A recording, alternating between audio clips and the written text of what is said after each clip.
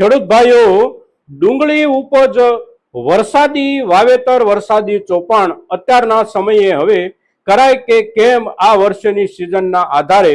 તો આ સવાલ આપણા ખેડૂત સમુદાય માટે અત્યારના સમયે બહુ અગત્યનો અને સૌથી વધારે ચર્ચિત સવાલ છે અને એના ઉત્તરો આપના દરજ્જેથી અવશ્ય ગોતતા રહ્યા હો, સાથે સાથે અમે પણ અમારા દરજ્જેથી એના ઉત્તરો ગોતવાનો પ્રયાસ કરતા હોઈએ છીએ અને એના જે કાંઈ ઉત્તરો મળે એ ઉત્તરોની આપ સૌની સાથે ચર્ચા કરવાનો પણ અમારો પ્રયાસ રહેતો હોય છે. એટલે આજના આપણા આ એપિસોડમાં આપણે જે ચર્ચા કરવાના છીએ એ ચર્ચા એટલે અત્યારની ચોમાસુ સિઝનમાં ડુંગળીનું ચોપાણ આપણે કરાય કે કેમ કરાય, તો કેટલું કરાય અને એકંદર આપણે અત્યારે જે ડુંગળીનું ચોપાણ કરીએ છીએ એ ડુંગળી આપણને વળતર કેટલું આપી શકે? તો ભવિષ્યના સ્પષ્ટ જવાબો કોઈની પાસે નથી હોતા, પણ કેટલાક સંકેતો જે બનતા હોય એ બનતા જતા સંકેતોના આધારે આપણે કેટલાક અંદાજો મૂકી શકીએ અને એ અંદાજોના આધારે આપણે નિર્ણય કરી શકીએ. એટલે અત્યારે આજના સમય પ્રમાણે જે કાંઈ સંકેતો મળી રહ્યા છે, ચોમાસુ વાવેતર માટેની ડુંગળી આપણી પાસે જ્યારે તૈયાર થાય ત્યારે બજાર સ્થિતિ કેવી રહી શકે એ અંગેના, તો એ અંગેની આજની આપણી આ ચર્ચામાં આપ સૌ દર્શક મિત્રો અવશ્ય બન્યા રહેજો. નમસ્કાર ખેડૂત મિત્રો, જય કિસાન, જય ભારત. ખેડૂત ભાઈઓ, આજે તારીખ છે 27 જૂન 2026 અને વાર છે શનિવાર. 27 જૂનનો દિવસ એટલે આપણો જૂન મહિનો પૂરો થવાના છેલ્લા દિવસો, અને જૂન મહિનો પૂરો થવા આવ્યો ત્યાં સુધીમાં હજી આપણે ત્યાં વરસાદ વ્યાપક રૂપમાં નથી. કેટલાક ગામડાઓમાં વરસાદ છે અને કેટલાક ગામડાઓમાં હજી એક પણ છાંટો વરસાદનો નથી પડ્યો. એટલે ચોમાસું શરૂઆતમાં જ લંબાતું જતું હોય એવા જે ચિહ્નો અને જે સ્થિતિ તૈયાર થઈ છે એ આપણા માટે અવશ્ય ચિંતાજનક છે, પણ એનો ઉકેલ આપણા કોઈના પાસે હોતો નથી. આપણે આકાશ તરફ મીટ માંડીને જ બેસવાનું હોય છે. પણ આપણે આપણા ખેતીના કામ અંગે, આપણા વાવેતર અંગે કેટલાક નિર્ણયો જે કાંઈ કરી શકતા હોઈએ એ નિર્ણયો કરવા માટે સવાલો સિઝન પ્રમાણે આપણી સામે અવશ્ય આવતા હોય છે. અત્યારે જે સવાલ આપણી સામે છે એ સવાલ એટલે ચોમાસુ ઋતુ માટે ડુંગળીનું વાવેતર ચોપાણ આપણે કરાય કે કેમ? તો એનો જવાબ અને જવાબ માટેની જે કાંઈ ચર્ચાઓ છે એ ચર્ચાઓ આપણે કરીએ ત્યાર પહેલા વર્તમાન બજાર ભાવની સ્થિતિ અને બજાર ભાવના લેવલ તરફ એક નજર નાખીએ તો આ વર્ષે આપણે વીતેલી જે કાંઈ સિઝન છે એ સિઝનો એટલે કે આપણી શિયાળુ ડુંગળી આવી હોય, ઉનાળુ ડુંગળી આવી હોય, તો જે કાંઈ ભાવો આપણને મળ્યા એ ભાવો કરતા અત્યારના સમયે સૌથી સારા ભાવનું લેવલ ડુંગળીના બજારમાં થઈ ગયું છે. અને ભાવો એટલે બિલકુલ સામાન્ય નીચલા દરજ્જાની આપણી ડુંગળી હોય તો પણ લગભગ 6, 7 કે 8 રૂપિયા કિલોના ભાવથી વેચાય એવી સ્થિતિ બજારમાં થઈ ગઈ છે.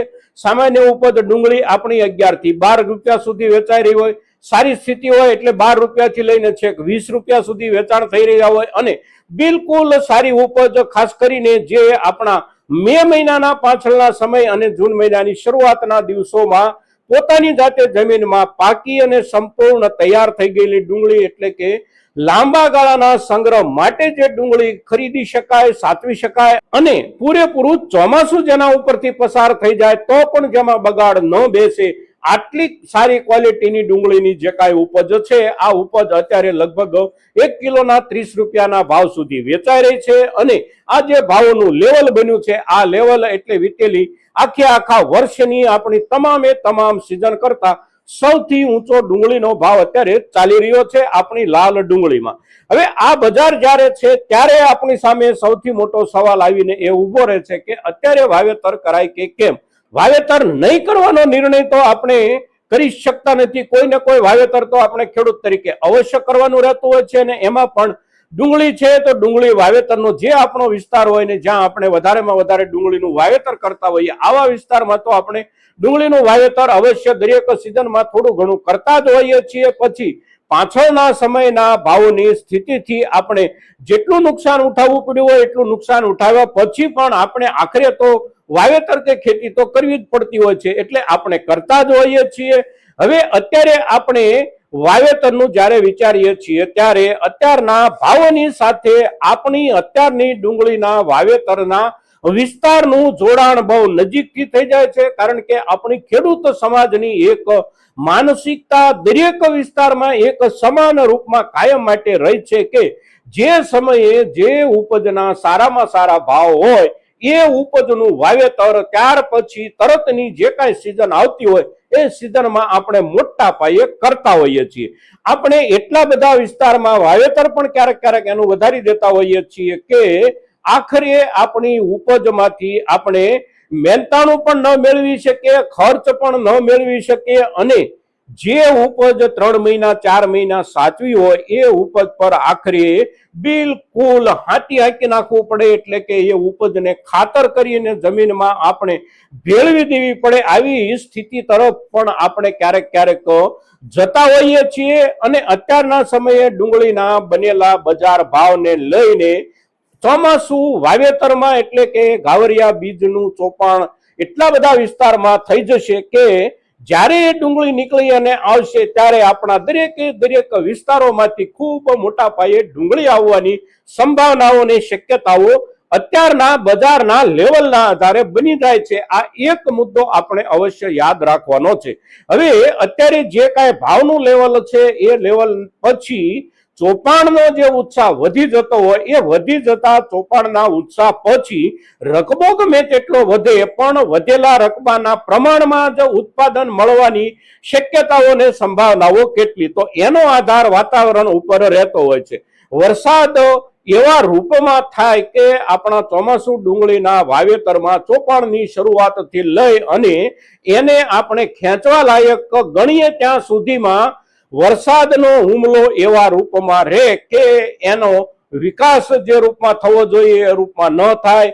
નિયમિત અને નિરંતર વરસાદ વરસતો રહે તો આપણી ઉપજમાં થોડા ઘણા વિશેષ રોગચાળાની પણ અસર બેસે અને એના કારણે રકબાના હિસાબથી વધવા જોગ ઉત્પાદન ન વધે એવું પણ બની શકે. પણ એ જે બનવાનું હોય એ બનવાની સંભાવના એટલે ઋતુ, મોસમ, વાતાવરણ એના આધારે એવું બનતું હોય છે. એટલે વાવેતર વધી જાય તો ઉત્પાદન પણ વધી જાય, આવું પણ 100% નથી. અને વાવેતર વધી જાય, ઉત્પાદન વધી જાય પણ માત્ર કેટલાક વિસ્તારો પૂરતું જ એવું ટકી રહે અને બાકીના વિસ્તારોમાં એવું ન બને તો બહુ મોટું ઉત્પાદન આવ્યા પછી પણ એક જ વિસ્તારના વધેલા ઉત્પાદનની અસર આખા રાષ્ટ્રીય જરૂરિયાતના મુકાબલે ઓછી પણ સાબિત થઈ શકતી હોય છે. એટલે એવા કારણોસર ભાવોમાં ઠીક સારું વળતર પણ આપણને મળી શકતું હોય છે. એટલે સંજોગો અને સંકેતો આખરે આપણી ઉપજ નવી જ્યારે પાકીને તૈયાર થાય ત્યારે પોતાની રીતે પોતાના નવા આધારોના હિસાબથી નવેસરથી સર્જાતા હોય છે. એટલે વાવેતર કે ચોપાણ ચોમાસુ સિઝન માટે આપણે ડુંગળીનું કરવાનું વિચારતા હોઈએ તો એ મુદ્દે વિચારવાનું આપણે અટકવાનું નથી કે જાજુ ચોપાણ થશે અને આપણને ભાવ નહીં મળે. શક્ય છે કે બહુ જાજુ ચોપાણ થાય અને બહુ જાજુ ઉત્પાદન મળે તો ભાવોમાં ઘસારો બેસે, પણ સાથે સાથે એટલી જ શક્યતાઓ સારા ભાવ મળવાની પણ હોય છે. એટલે આપણે ડુંગળીનો વિસ્તાર જે કાંઈ હોય એ વિસ્તારના ખેડૂતો હોઈએ અને નિયમિત રીતે આપણે ચોપાણ કરતા હોઈએ તો અવશ્ય આપણે રકબામાં વધઘટ કરી શકીએ. દર વર્ષે કાંઈ વાવેતર આપણે કરતા હોઈએ તો એ વાવેતરની સામે આપણે થોડું ઘણું વધારે પણ વાવેતર કરવાનું વિચારી શકીએ, થોડું ઘણું ઓછું વાવેતર કરવાનો પણ નિર્ણય આપણે કરી શકીએ, પણ થોડું ઘણું વાવેતર અવશ્ય કરવાનો પણ નિર્ણય કરવો જોઈએ. કારણ કે અત્યારના વાવેતર પછી જ્યારે ઉપજ આપણી પાસે આવવાની થાય ત્યારે એકંદર કેટલી ઉપજ સમગ્ર રાષ્ટ્રીય વાવેતરના વિસ્તારમાંથી મળે એની અત્યારે કોઈ કલ્પના થઈ શકતી નથી, અંદાજો બની શકતા નથી. એટલે સહેજે એવી પરિસ્થિતિ નિર્માણ થાય કે ઉત્પાદન થોડું ઓછું રહી જાય અને જે તે સમયે એટલે કે ખાસ કરીને અત્યારના ચોપાણની ડુંગળી જ્યારે નીકળવાની હોય એ સમયગાળો એટલે સપ્ટેમ્બર મહિનાના છેલ્લા દિવસોથી લઈને ઓક્ટોબર મહિનો અને છેલ્લે નવેમ્બર મહિનાની શરૂઆતના દિવસો, એટલે એ 1.5 મહિનાના સમયગાળા દરમિયાન આવકો ઓછી રહે તો અત્યારના આપણા ચોપાણની ડુંગળીના આપણને સારા ભાવ મળી શકવાના ઉપરાંત વચ્ચેના સમયગાળા દરમિયાન એટલે કે લીલા શાકભાજીના રૂપમાં આપણે 50, 55 કે 60 દિવસ પછી ડુંગળી ખેંચી અને વેચી શકવા માટેની અનુકૂળતા ધરાવતા હોઈએ તો એ સમયગાળા દરમિયાન પણ આપણે અત્યારના ચોપાણની ડુંગળી અવશ્ય માર્કેટમાં સારી રીતે વેચી શકતા હોઈએ છીએ. તો આ મુદ્દાઓને ધ્યાનમાં રાખી અને આપણે ચોપાણ કરવાનો નિર્ણય કરીએ, ચોપાણના રકબાનો પણ નિર્ણય કરીએ અને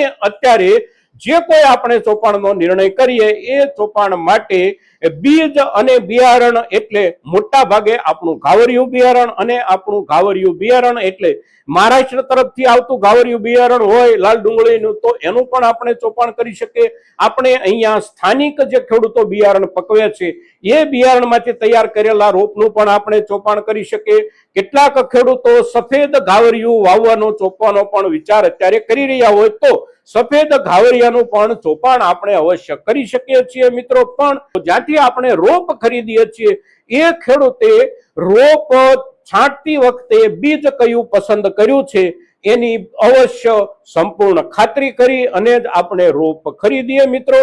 તો અત્યારે હવે ચોમાસાની ઋતુ માટેના ઘાવરિયા ડુંગળીના ચોપાણનો જ્યારે સમય ચાલી રહ્યો છે ત્યારે આ બધા મુદ્દાઓને ધ્યાનમાં રાખીને આપણે નિર્ણય કરીએ મિત્રો. આજના દિવસે આપણી ડુંગળીની ઉપજ અને એમાં પણ અત્યારના સમયના ચોપાણ અંગેના સવાલો પર જ્યારે ચર્ચા કરીએ છીએ ત્યારે આપણી આ ચર્ચા મહત્તમ ખેડૂતો સુધી પહોંચે એને માટે આપ સૌના પ્રયાસોની અપેક્ષા સાથે જય કિસાન, જય ભારત.